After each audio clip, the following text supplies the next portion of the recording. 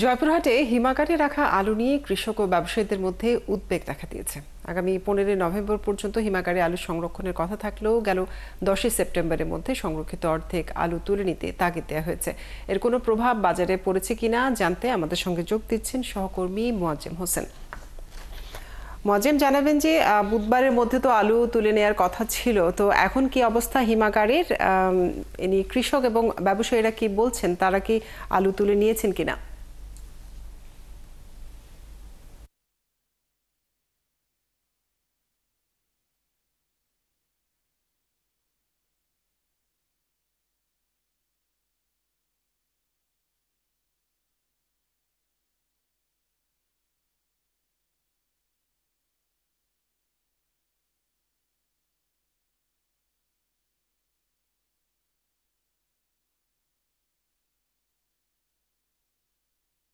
উৎপাদন করতে গত বছর তাদের যে সার, বীজ এবং বিদ্যুৎ যে শ্রমিক নিয়ে যে খরচ বেশি হয়েছে, তারা কিন্তু এইবারে তারা একটা দাবি করেছেন যে আপনাকে একটা বলে রাখি যে আপনি তো জানেন যে সরকার 22 টাকা নির্ধারণ করার কারণে কিন্তু আলুর দামটা আরো কমে গেছে।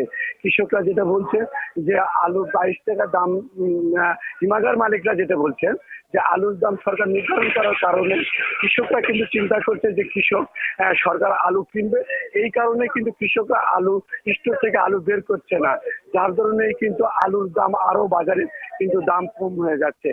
কৃষক যেটা দাবি করছেন যে গত বছরে যে আলু উৎপাদন করতে যে খরচ বেশিছে, এইবারে যেন আলু উৎপাদন করে যেমন 22 টাকা কেজি, গত বছরে আলুর যে বীজ কিনছে সেটা কিন্তু 80 টাকা থেকে 100 টাকা কেজি পর্যন্ত কিন্তু আলুর বীজ কিনেছে।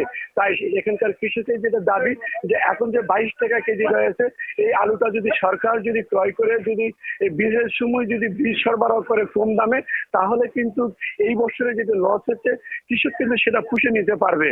আর এই কৃষকের সবচেয়ে বড় যে আক্ষেপ যেটা, সেটা হলো যে এই যে কৃষি বিভাগের যারা দায়িত্ব রয়েছে, কৃষি মন্ত্রণালয়, কৃষি বিভাগ যারা দায়িত্ব রয়েছে, যারা এই আলু উৎপাদন যদি বেশি হয় তাহলে কি করতে হবে, আর কি আলু উৎপাদন যদি কম হয় তাহলে কি করতে হবে। কৃষক যদি বলছেন যে আলু যদি উৎপাদন বেশি হয় তাহলে এক্সপোর্ট করতে হবে।